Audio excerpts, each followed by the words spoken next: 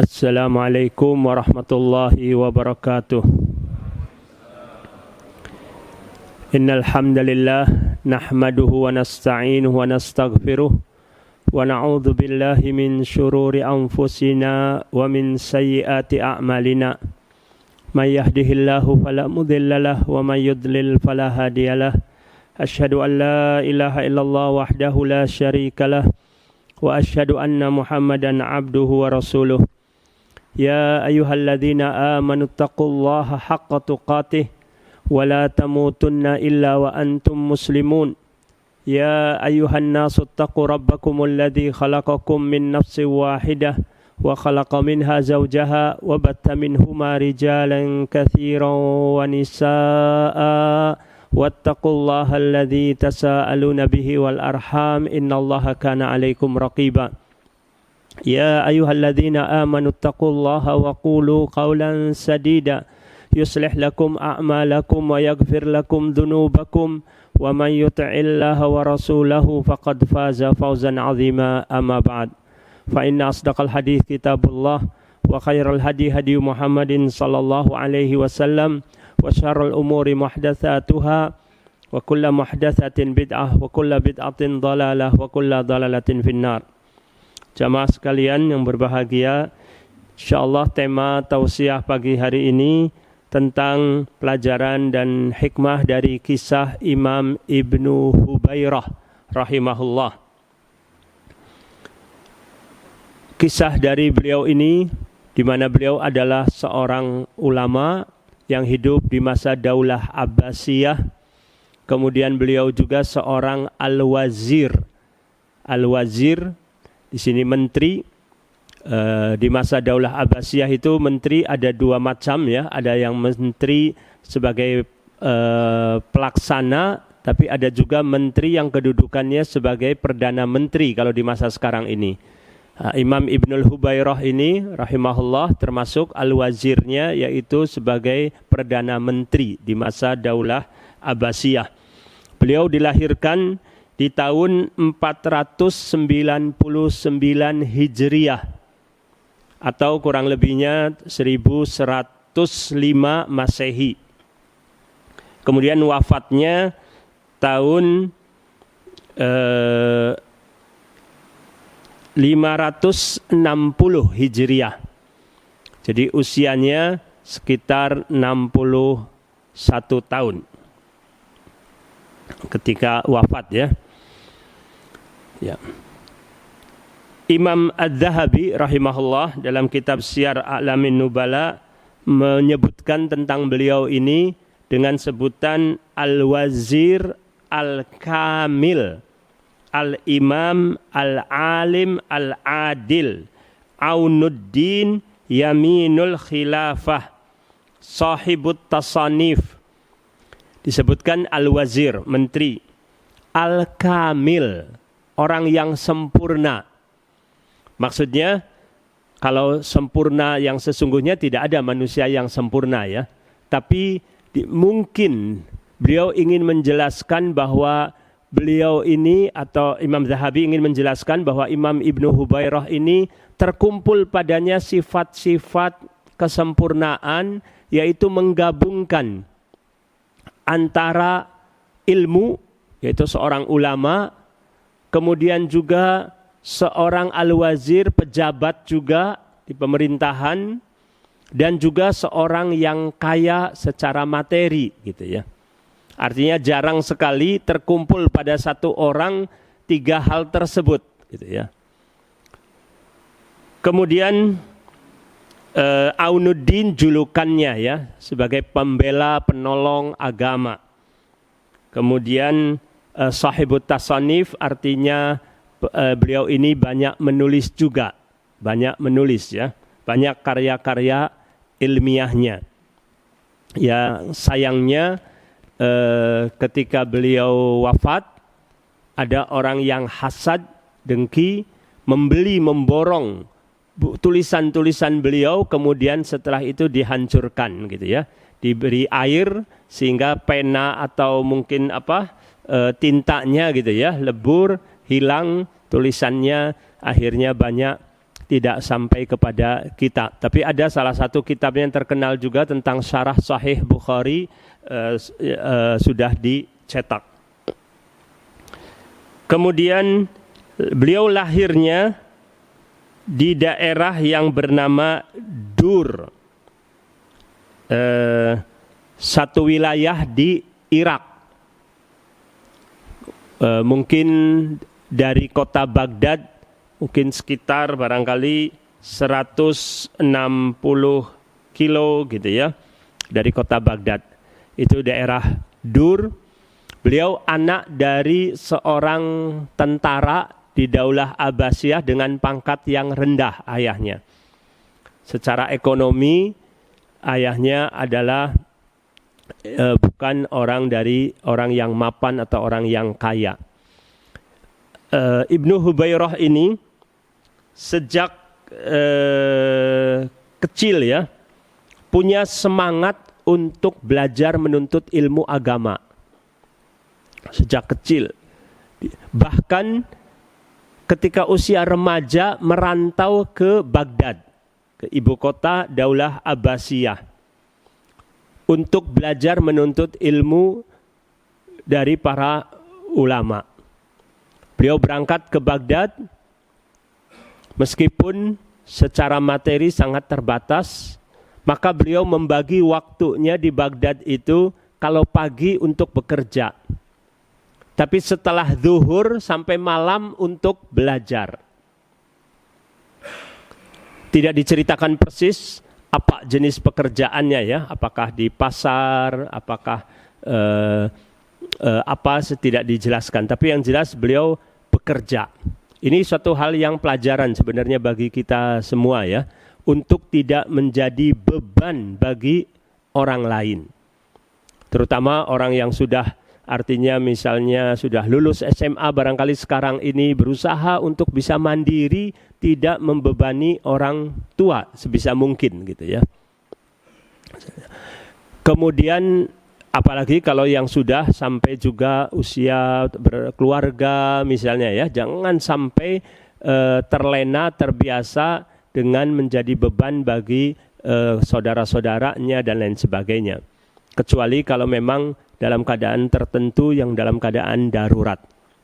Tetapi tetap seseorang harus terus berdoa kepada Allah SWT dan juga banyak terus berikhtiar. Meskipun terkadang dalam satu keluarga ini perlu adanya pembagian tugas.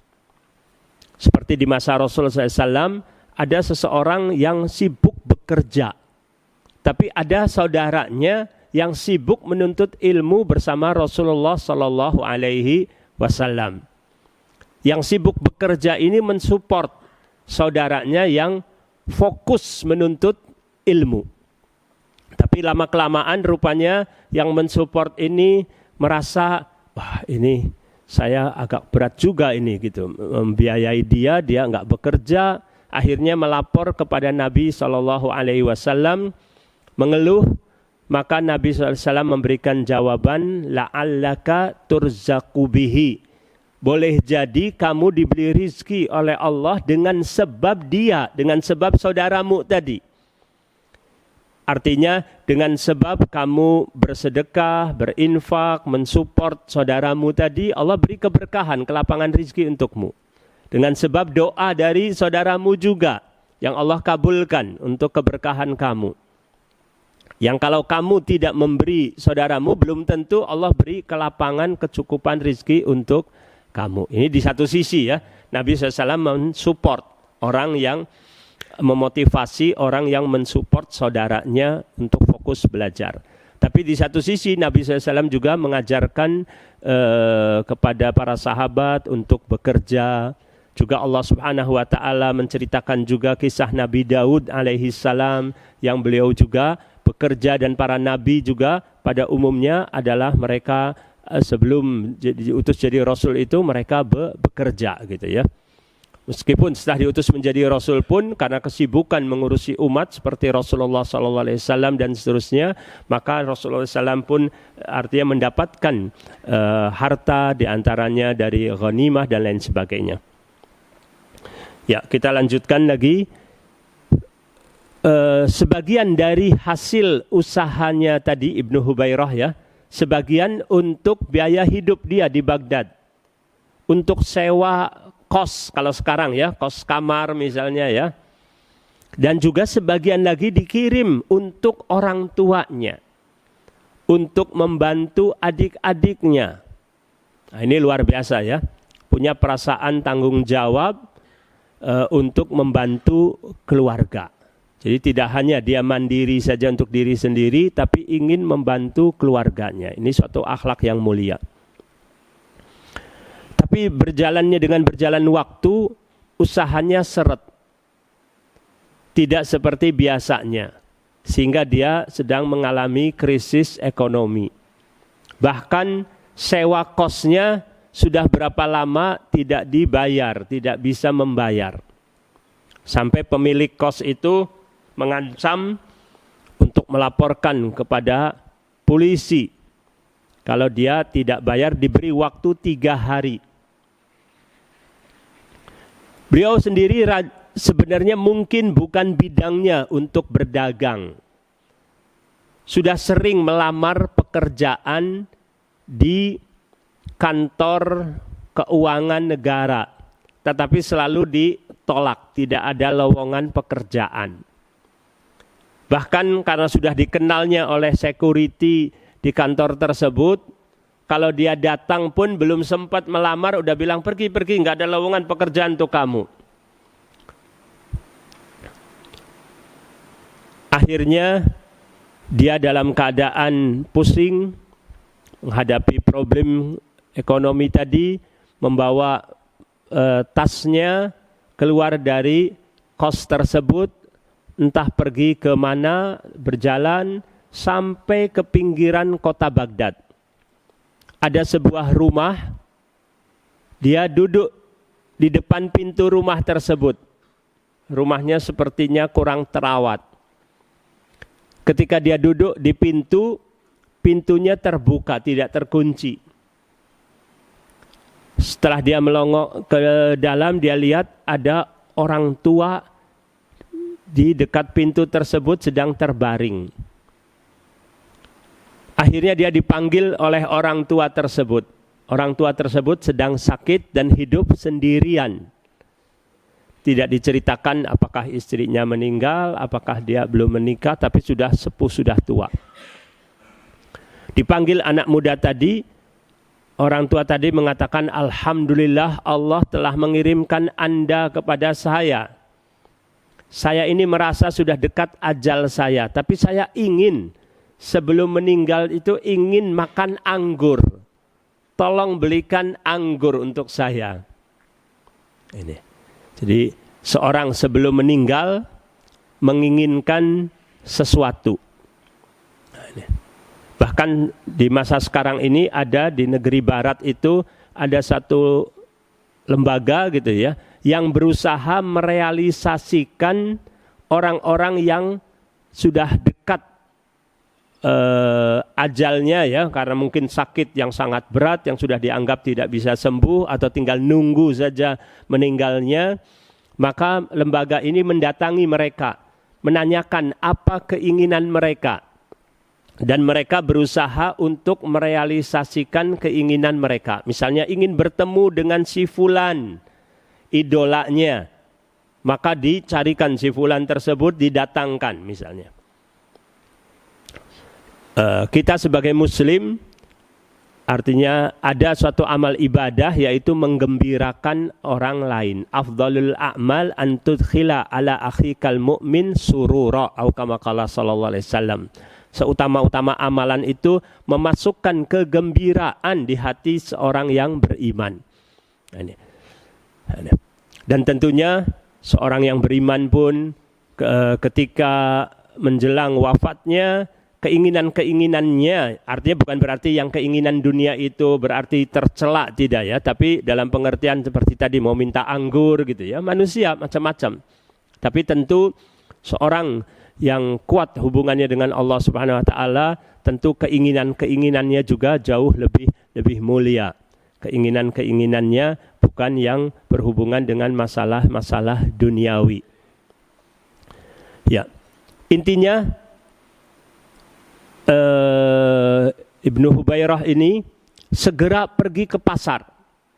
Tidak bicara lagi mana uangnya, minta kepada tuan rumah, padahal dia sendiri tidak pegang uang sama sekali. Dia berangkat, ini sekedar contoh ya, maksudnya orang lain, orang tua, orang lain tidak dikenal minta sesuatu, dia tidak minta lagi dan tidak mengatakan maaf, saya tidak bisa membelikan anggur karena saya tidak punya uang. Bagaimana kalau orang tua kita yang minta kepada kita? Orang tua kita minta untuk dikirim uang. Lalu kita bilang, maaf saya lagi seret, lagi susah, begini dan seterusnya. Tanpa mau berusaha mencari dulu. Saya teringat ada seorang teman di Jakarta, kalau ibunya telepon minta dikirim uang, tidak pernah bilang nggak ada. Siap, insya Allah segera dikirim. Padahal saat itu tidak pegang uang. Tapi dia langsung pinjam ke temannya, dan dia tahu insya Allah ada jalan setelah itu untuk dapat uang dan untuk melunasi hutangnya gitu ya. Sehingga Allah pun berkahi dan mudahkan urusan-urusan beliau. Rahimahullah sudah wafat sekarang ya. Saya lanjutkan lagi. Ibnu Hubairah beli anggur, tidak punya uang, tapi dia bilang, saya jadikan jaminan pakaian saya. Pakaiannya misalnya gamis dilepas gitu ya, tinggal pakai mungkin sirwal sama kaos saja. Ini saya nanti kalau ada uang, saya akan bayar, saya ambil lagi pakaian saya. Seperti itu. Langsung dibawa anggurnya, dicuci, diberikan kepada orang tua tadi. Orang tua tadi makan satu persatu anggurnya dan tidak ditawarkan lagi kepada Ibnu Hubairah. Padahal Ibnu Hubairah pun lapar gitu ya. Mungkin di hati, ya Allah saya juga pingin makan anggur tadi gitu ya. Sampai habis. Lalu orang tua tadi meminta Ibnu Hubairah menggali di satu tempat di dalam rumahnya untuk digali. Sampai terus digali, didapatin ada satu kotak, ketika dibuka ada uang-uang dinar, uang emas dalam jumlah yang cukup banyak. Kalau mungkin nilainya sekarang ini bisa miliaran rupiah. Diceritakan oleh orang tua tadi, ini sebenarnya harta ini bukan milik saya. Milik sahabat saya. Sahabat saya itu pernah berdagang bersama saya.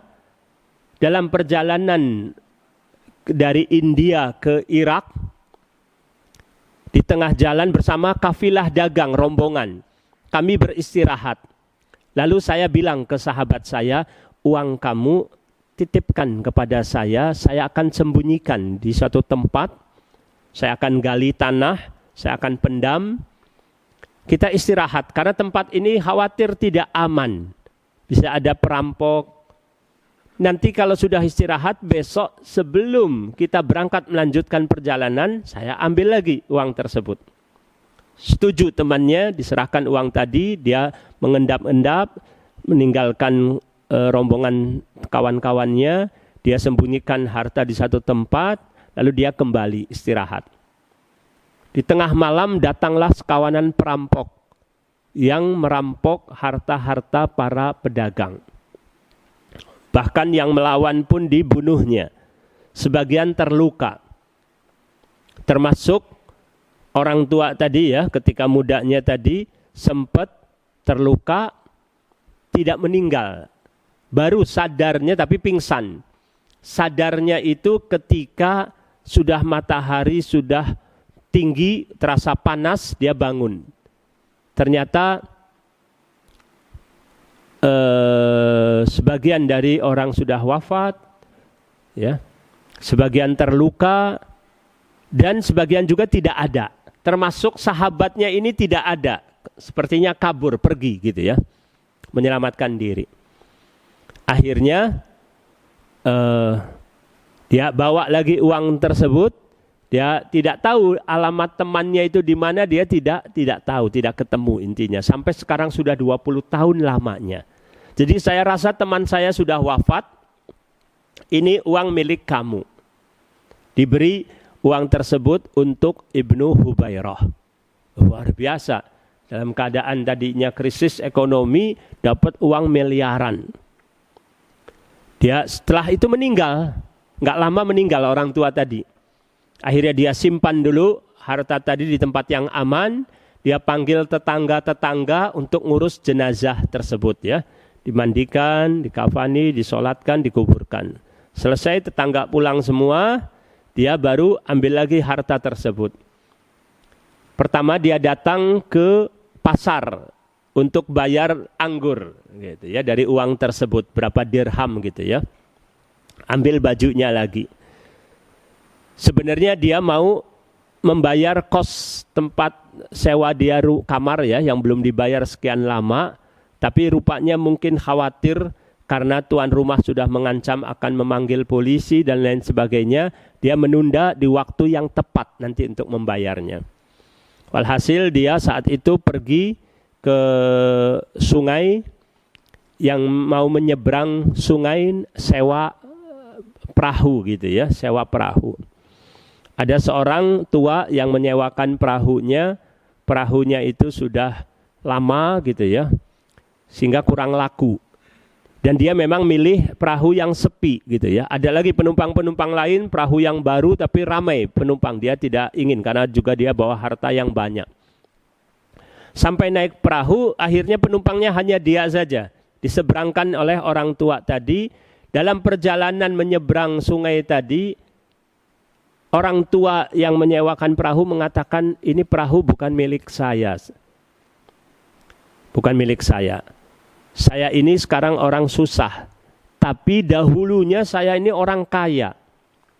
Hanya saja saya ini ditipu oleh teman saya, sahabat saya. Uang saya yang banyak waktu perjalanan safar pulang dari India, di Irak, diminta untuk dititipkan oleh dia. Rupanya dia mungkin sudah sekongkol, sepakat dengan perampok. Akhirnya uang saya hilang gitu ya. Ibnu Hubairah ketika mendengar kisah tersebut, wah jangan-jangan ini dia sahabat orang tua yang tadi ngasih uang kepada dia gitu kan. Dicek dulu sama dia, bagaimana sifat-sifatnya sahabat kamu nih, rupanya seperti apa. Dijelaskan persis seperti orang tua yang dia lihat, sama. Nah, 100% pasti dia gitu. Di sini diuji seorang ya, sejauh mana ketakwaannya kepada Allah, rasa takutnya kepada Allah, bahwa uang yang dia pegang itu bukan milik, bukan haknya. Tapi kalau seorang bisa tertipu oleh setan, dikatakan mungkin salah, mungkin bukan. Dari awal sudah begitu gitu. Nggak perlu ngecek lagi apakah benar atau tidak. Ini rezeki sudah milik saya. Paling kita kasih aja dia sedekah berapa aja lah. Gitu. Tapi Ibnu Hubairah akhirnya jujur. Orangnya amanat. Tidak menjadikan dunia sebagai orientasinya. Tidak menghalalkan segala cara. Dia kembalikan lagi uang tadi kepada orang tadi yang menyewakan perahu, semuanya. Cuman dia jujur mengatakan ada uang berapa dirham dibelikan anggur, kepake gitu ya. Wah, senang sekali orang tua tersebut, dan dijelaskan dibelanya bahwa orang tua yang meninggal tadi bukan orang yang khianat dalam persahabatan. Bukan orang jahat. Dia menyimpan sudah 20 tahun dan menganggap bahwa paman sudah wafat. Jadi diberikan kepada saya, sekarang saya berikan kepada kamu. Orang tersebut ingin memberi hadiah kepada Ibnu Hubairah gitu ya. Ibnu Hubairahnya pun menolak saat itu. Menolak, padahal dia juga sangat butuh. Tapi ingin amal soleh di sisi Allah ini dicatatnya, sehingga dia tidak mau tanggung-tanggung. Menolak, padahal boleh menerima pemberian tersebut, tapi dia menolak. Cuman minta dipulangkan kembali lagi ke Baghdad lagi, kemudian dia pun kembali jatuh miskin lagi gitu ya. Sambil merenung gitu ya, tentang hikmah satu kejadian. Tahu-tahu ada seseorang dari kejauhan, sepertinya polisi sedang berlari mengarah kepada dia. Wah, dia pikirannya jangan-jangan ini polisi yang dilaporkan oleh tuan rumah yang dia kos gitu ya. Pemilik kos tadi. Dia sudah berdebar-debar. Ternyata bukan polisi. Dia itu security di kantor perbendaharaan negara, keuangan negara. Dia bilang, kamu kemana saja? Saya cari-cari dari pagi gitu. Ini bos saya, direktur saya mencari kamu. Karena penulis, juru tulis di kantor kami tadi malam wafat. Direktur kami butuh penggantinya. Supaya kamu bekerja di kantor beliau. Kamu dicari. Wah, luar biasa. Baru berbuat baik tadi ya, amanat menyerahkan uang sama Allah SWT, dibalas kontan saat itu, diberi jalan keluar, diberi jalan untuk rizki dia. Dia datang menemui direkturnya, diberitahu tugasnya, akhirnya dia pun diberi uang dulu supaya untuk kebutuhan-kebutuhannya. Alhamdulillah uang tersebut diantaranya dia langsung untuk membayar hutang dia kepada pemilik kos, dan dia juga beli pakaian. Kemudian setelah itu mulai mengantor, mulai besoknya sudah mulai bekerja. Beliau bekerjanya itu benar-benar amanat, jujur, tekun, disiplin gitu ya. Sehingga karirnya meningkat terus. Karirnya meningkat terus. Itu tidak diceritakan mulai bekerjanya umur berapa ya. Tapi seandainya saja umur 20-an, maka ketika umur 44 tahun, beliau semakin naik tadi ya, tingkatannya terus semakin sampai juga namanya juga semakin terkenal. Namanya semakin terkenal akan apa? Ilmunya, kejujurannya, kebijaksanaannya dalam menyelesaikan masalah dan seterusnya. Sehingga khalifah pada saat itu memanggilnya dan meminta dia jadi perdana menteri. Akhirnya dia pun menerima tawaran khalifah tersebut.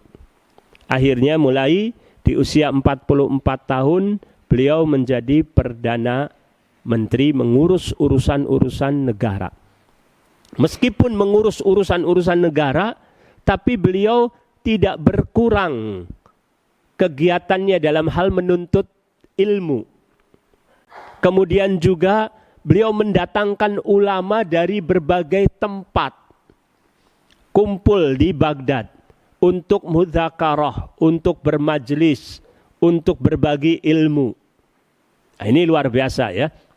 Tidak sampai melupakan kegiatannya sebagai pemimpin, mengurusi umat, dalam urusan politik, negara dan seterusnya, tapi tetap dia semangat untuk dalam hal mengkaji ilmu. Di antaranya ada satu kejadian yang menarik ya. Ketika sedang berkumpul di rumah beliau, kajian tentang ilmu, ada satu permasalahan dalam masalah fikih yang disebut mufradat Imam Ahmad. Artinya pendapat yang hanya dimiliki atau dipegang oleh Imam Ahmad yang berbeda dengan imam-imam madhab lainnya. Seperti madhab Maliki, Hanafi, Syafi'i berbeda pendapatnya dalam masalah tersebut. Ada salah seorang ulama dari madhab Maliki tidak sependapat dengan Ibnu Hubairah dan tidak sependapat dengan ulama lainnya. Beliau mengatakan pendapat ini Imam Malik juga sama dengan pendapatnya Imam Ahmad. Bukan hanya Imam Ahmad saja. Langsung dibantah oleh Ibnu Hubairah bahwa ini pendapat Imam Ahmad saja sebagaimana terdapat dalam kitab A, kitab B, kitab C, dijelaskan literaturnya. Tapi tetap saja ulama dari mazhab Maliki ini ngotot, bersikeras bahwa Imam Malik ini pendapatnya seperti ini tanpa mampu mengemukakan hujahnya. Sumbernya dari mana tidak menyampaikannya. Karena perasaan dia saja, sepertinya saya pernah membaca, tapi di mananya lupa, tapi dia tetap bersikeras, yakin 1000%. Ulama-ulama lain sudah menjelaskan lagi, bukan hanya Ibnu Hubairah saja, bahwa kamu salah. Ini pendapat masalah ini hanya Imam Ahmad saja, tetap saja bersikeras. Nah, ini pelajaran bagi kita ya. Jangan sampai kita menjadi orang yang keras kepala, tidak mau menerima kebenaran, padahal sudah jelas-jelas hujah-hujah tersebut gitu ya. Maka diantaranya kita perlu berdoa, Allahumma arinal haqqa haqqa warzuqna ittiba'ahu wa arinal batila batila warzuqna ijtinabahu. Ya Allah, perlihatkanlah kepada kami kebenaran sebagai suatu kebenaran, berilah kepada kami kemampuan untuk mengikutinya, perlihatkanlah kepada kami kebatilan sebagai suatu kebatilan, dan berilah kepada kami kemampuan untuk menjauhinya. Akhirnya Ibnu Hubairah tidak sabar saat itu, sudah tidak tahan, sudah habis kesabarannya, lalu mengatakan dengan kata-kata yang kasar kepada orang tersebut. Kamu ini hewan apa manusia, binatang atau manusia? Gitu. Langsung setelah terjadi ketegangan tersebut, majelis tersebut bubar, selesai gitu ya. Karena masalahnya tidak kondusif. Keesokan harinya atau lusanya ya tidak dijelaskan. Yang penting dalam majelis berikutnya, di majelis tadi kumpul lagi untuk membahas suatu kajian.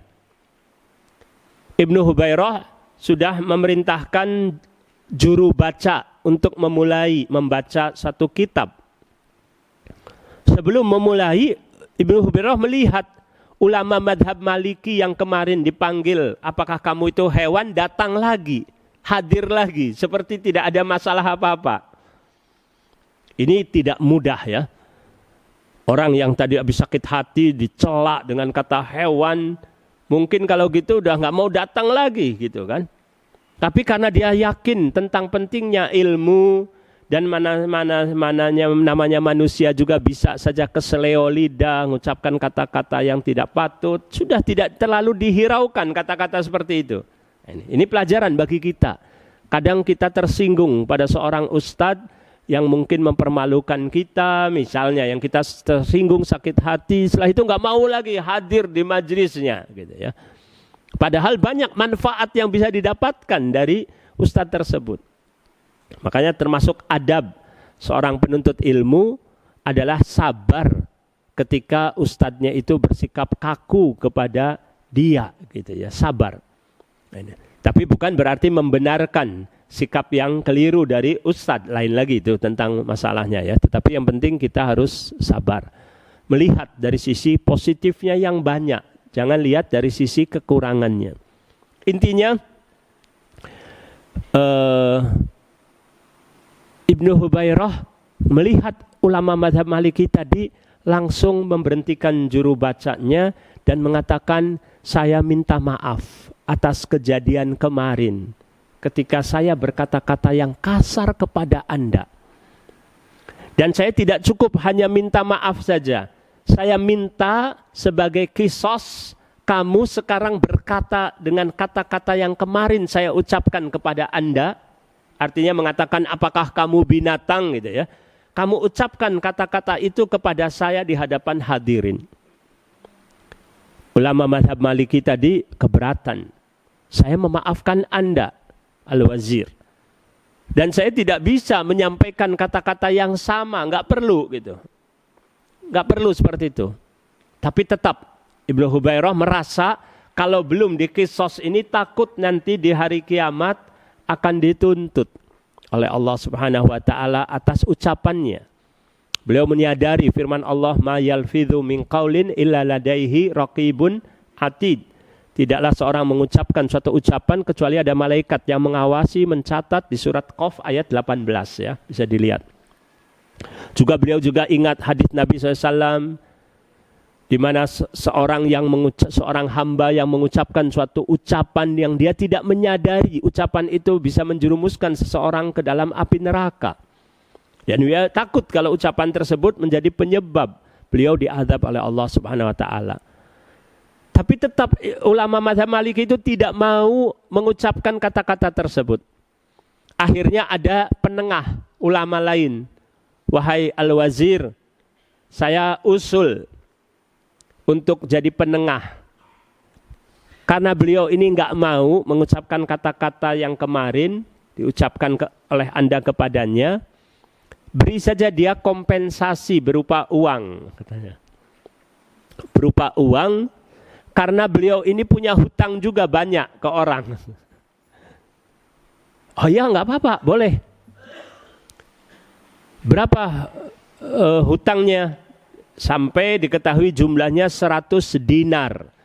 Kalau uang sekarang ini bisa ratusan juta nilainya ya. Akhirnya Ibnu Hubairah membayarnya 200 dinar, 2 kali lipat.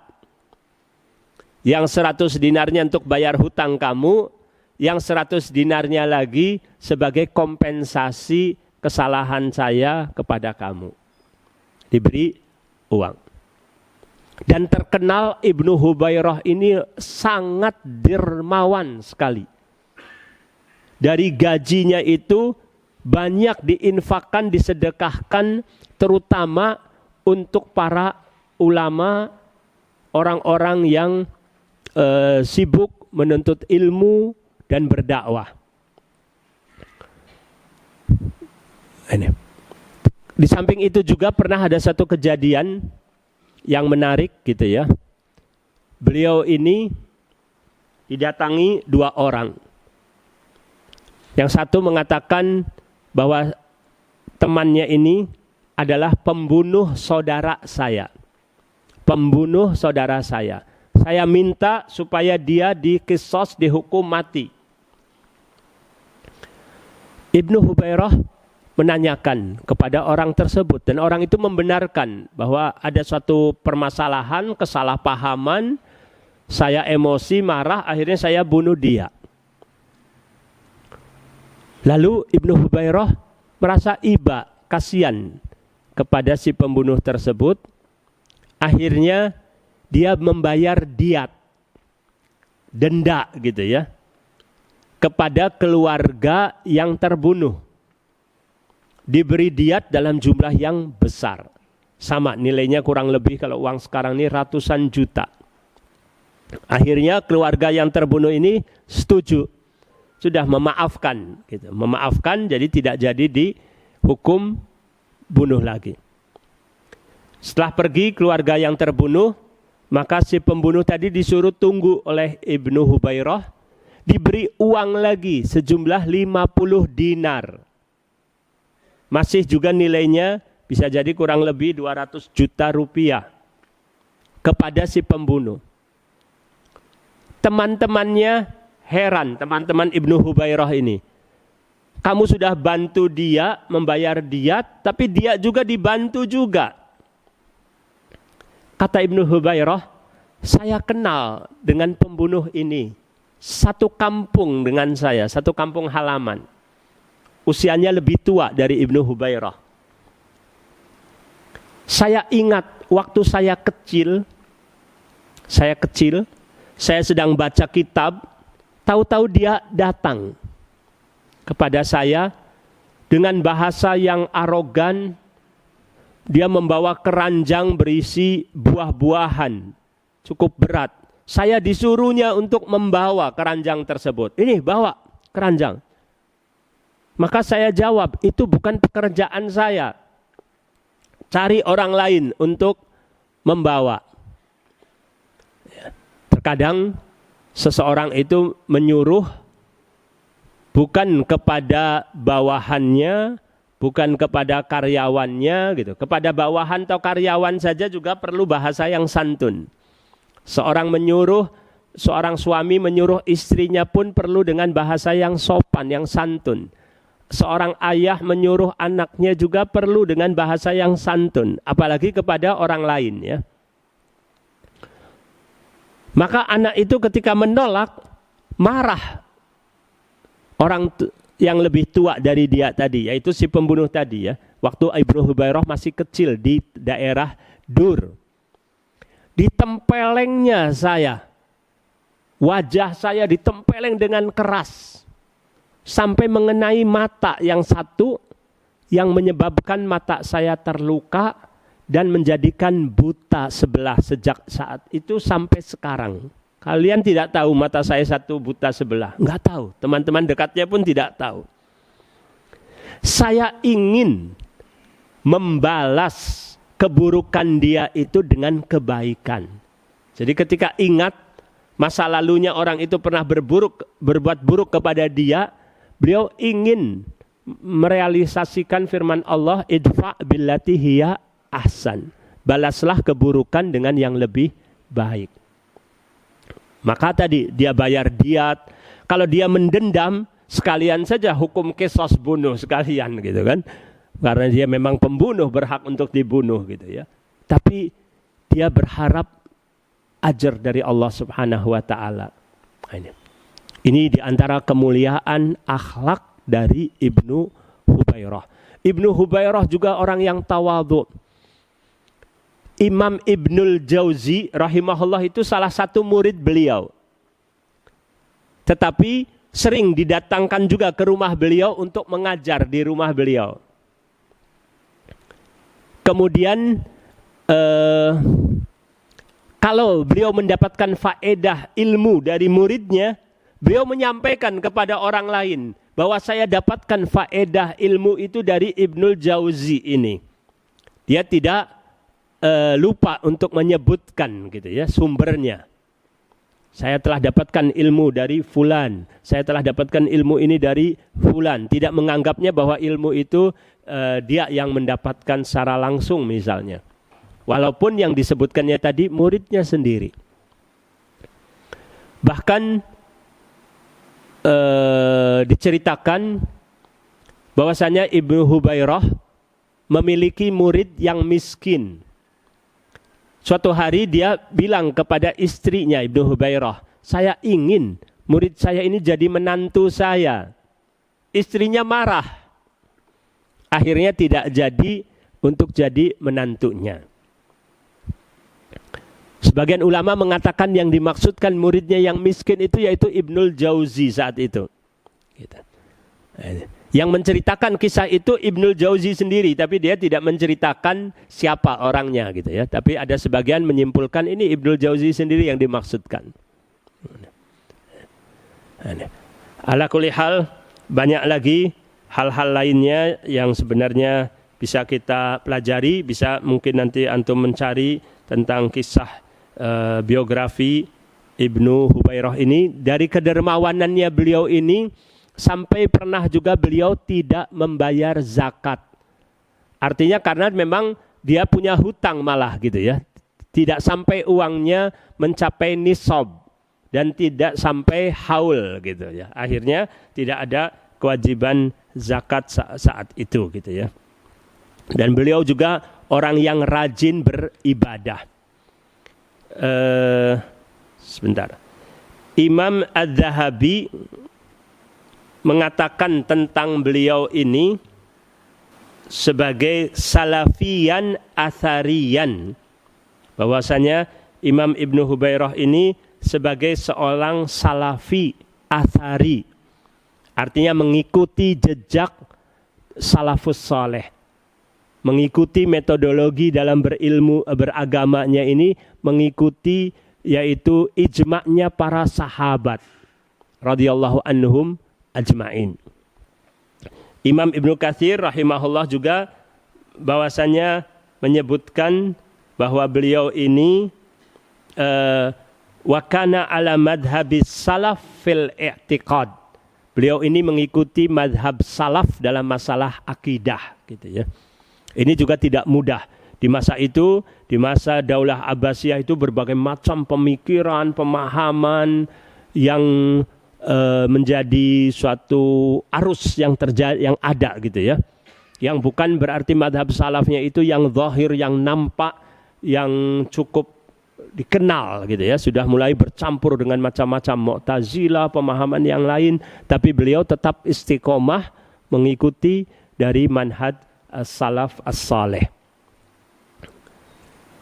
Kemudian Beliau juga sering merasa menyesal dengan sibuknya menjadi Perdana Menteri tersebut.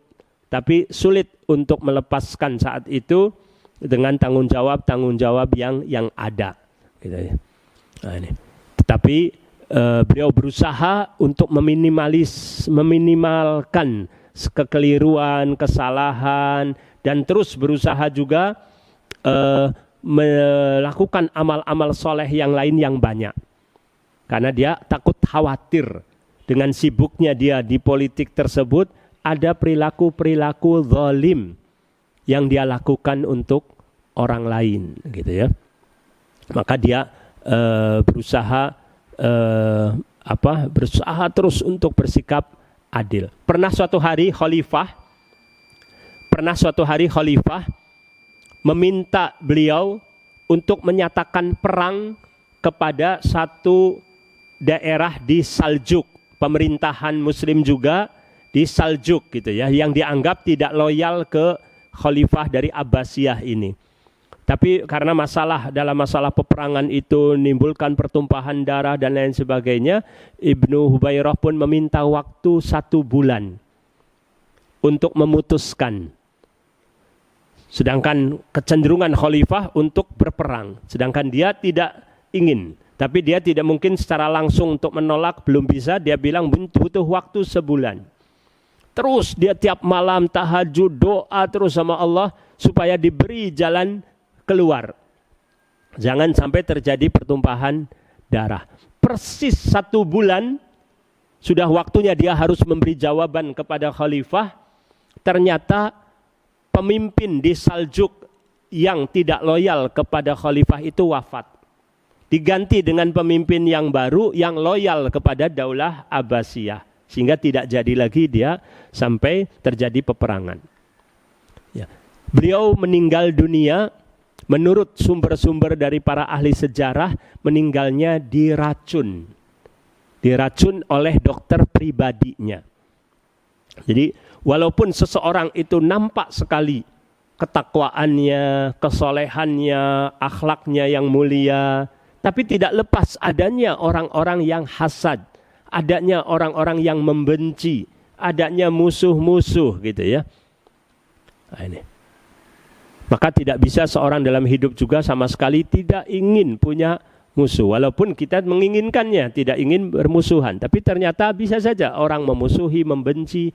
Nah, tinggal bagaimana kita juga berusaha terus berdoa kepada Allah, minta perlindungan. Di antaranya kalau zikir pagi, zikir sore ya. Bismillahilladzi la yadurru ma'asmihi syai'un fil ardi wala fis sama wa huwas samiul alim. 3 kali Bismillahilladzi la yadurru ma'asmihi syai'un fil ardi wala fis sama wa huwas samiul alim. Bismillahilladzi la yadurru ma'asmihi syai'un fil ardi wala fis sama wa huwas samiul alim. Dalam pemerintahannya banyak sekali perbuatan-perbuatan beliau yang memberikan kemakmuran, kesejahteraan kepada masyarakat. Kemudian beliau juga mengajarkan kepada para penuntut ilmu, ketika belajar itu juga perlu terus untuk mempelajari ulang ya, mengulangi apa yang telah dipelajari tersebut. Bahkan diupayakan juga untuk menulis gitu ya, ilmu yang telah kita dapatkan dan seterusnya. Itu saja mungkin yang bisa saya sampaikan. Barangkali ada 1-2 pertanyaan sebelum ditutup. Silahkan. Semoga atau kita beri dulu kesempatan, barangkali ada pertanyaan, silahkan. Ya, kalau tidak ada, saya cukupkan saja ya. Semoga kajian kita pagi hari ini banyak memberikan manfaat bagi kita ya. Di antara pelajaran yang bisa kita petik, bagaimana semangatnya anak kecil untuk menuntut ilmu agama sampai merantau, meninggalkan orang tuanya ke kota lain ya. Kemudian juga bagaimana upaya untuk menjadi orang yang mandiri, tidak menjadi beban bagi orang lain. Juga bagaimana pelajaran tentang amanat, jujurnya, tidak menghalalkan segala cara, sehingga dia sudah dapat uang banyak pun kalau bukan haknya dia kembalikan lagi kepada orang yang berhak. Kemudian juga ibadahnya kepada Allah, kemudian juga kedermawanan dan seterusnya. menjaga ukhuwah, menjaga persahabatan, jangan sampai terjadi perselisihan di antara sahabat dan seterusnya. Mudah-mudahan hal tersebut juga menjadi motivasi bagi kita untuk bisa meneladani kebaikan-kebaikan, di mana para ulama juga berusaha untuk menjadi orang yang berakhlak baik, meneladani Rasulullah SAW, di mana Allah berfirman, wa innaka la'ala khuluqin azim. Sesungguhnya engkau Rasulullah SAW berada di atas akhlak yang agung. Allahumma hdina li ahsanil akhlaq la yahdi li ahsaniha illa anta wasrif anna sayyi'aha la yasrifu anna sayyi'aha illa anta. Wa sallallahu ala nabiyyina Muhammad wa ala alihi wa sahbihi wasallam wa akhiru da'wana anil hamdulillahi rabbil alamin. Wassalamualaikum warahmatullahi wabarakatuh.